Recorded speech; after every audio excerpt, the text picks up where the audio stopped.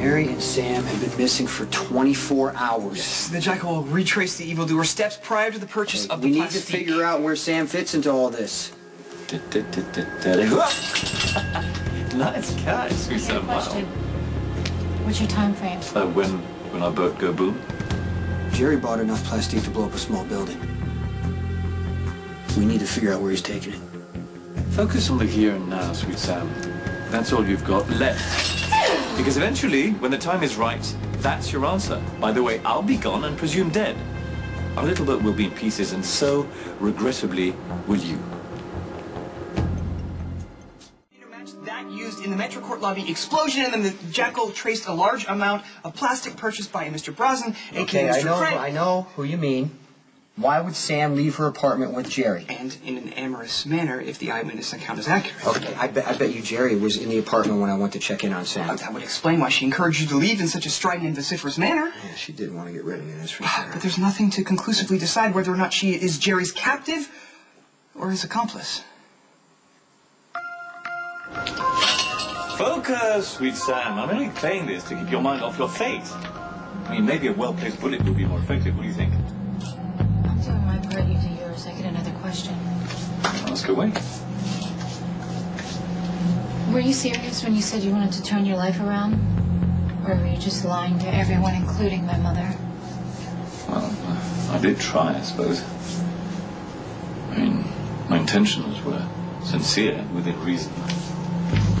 I didn't intend to entirely live within the narrow confines of the law, but I wanted mostly to avoid violence. And you know what? I soon realized that I didn't have the straight and narrow gene. And despite your protestations, neither do you, darling.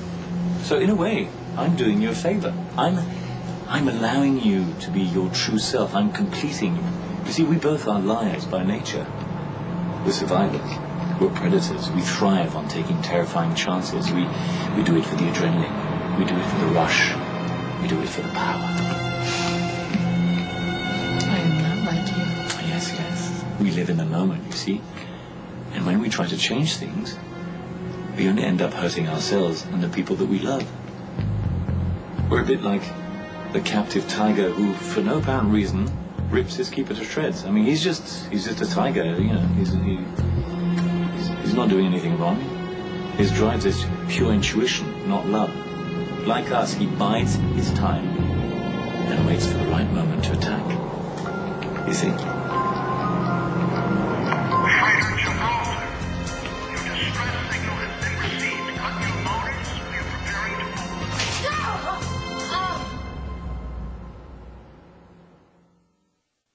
While the Jackal does not relish thinking the worst of fair Samantha, she does have a history of questionable choices when disappointed in love. Darth Lansing comes to mind. So you think Sam teamed up with Jerry when things went bad with Lucky? Well, given her colorful history and her con artist past, I mean, we must question, in the vernacular, who is zooming who. I mean, perhaps when the vanished one, she was actually trying to live a law-abiding life, but when she found herself in jail, made the impulsive choice to cross over to the dark side. The only problem with this theory is, why would she leave this detonator behind? If she's working with Jerry, she would never be that careless. Well, then, perhaps what appeared to be affection to the nosy neighbor was in fact coercion, and fair Samantha left behind the telltale fragment as a clue and a cry for help. I'm so sorry. I never meant to send a distress call on the radio. I'm so sorry. Well, sending out a false SOS is a serious offense. Oh, well, I'll gladly pay the fine. I mean, I apologize for doing such a stupid incident. I'm sorry. Well, your radio seems to be in perfect working order, and it didn't trigger the beacon on its own. Oh, well, you're putting me in an awkward position. I'll tell you exactly what happened. My girlfriend and I were enjoying ourselves, and we must have accidentally triggered the call for help. I'm sorry.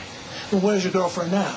Well, she made a mad dash to the shower as soon as she heard the bullhorn. I mean, do you want to speak to her? I mean, she's terribly embarrassed. I'll be glad to call her if you want. I mean, No, we'll let it go for now. But in the future, be more careful. oh, we will. Absolutely. Absolutely. Thank you so much. Thanks a lot, sir. Thank you for your cooperation. My pleasure. My pleasure. Goodbye. Why does Jerry need Sam as a hostage? The Dimension One's reasons are often a mystery, for Sam example. needs to focus because Sam only has value as a hostage in Port Charles. I beg for enlightenment. With focus. Which means Jerry needs Sam for something specific, and we need to figure out what that is. I apologize for restricting your movements so harshly, but I can't destroy the radio, and I can't risk you sending a distress signal. Doesn't matter. What you're planning is never going to work. Oh, really? Just because you can't seduce me, you can't escape now, you're chipping away at my confidence. You'll never be able to pull this off. And why not?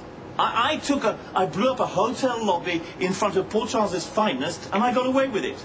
So what's so complicated about faking my own death in a simple boat explosion with a casualty in the mix? Fine, sure. You can kill me. Wow. You can probably even run away from your enemies. But you know what? I'm not really sure how many times you get to rebuild your face. Which is why I don't think you're going to fake your own death. You're going to come up with plan B. You always do. And why is that? Jax, losing you would break his heart. That's been a long time ago, darling. Oh, I don't think so. I mean, come on. The only reason why you came back to Port Charles and tried to get on this straight and narrow path is because Anne. Well, Jax will be sad for a while, but he knows deep in his heart that people like us can never be saved, darling. Jerry may not have planned to take Sam hostage. She thought she would die in the explosion. Okay, so he must be hiding out somewhere. A warehouse, a boat, what do you think? What is that? What's that be? Early in his employ, the Jackal created a program to monitor all harbor patrols and to alert Stone Cold Okay, just get to the point. The Coast Guard responded to a homing beacon, probably set off by a radio, apparently from a freighter named the Gibraltar.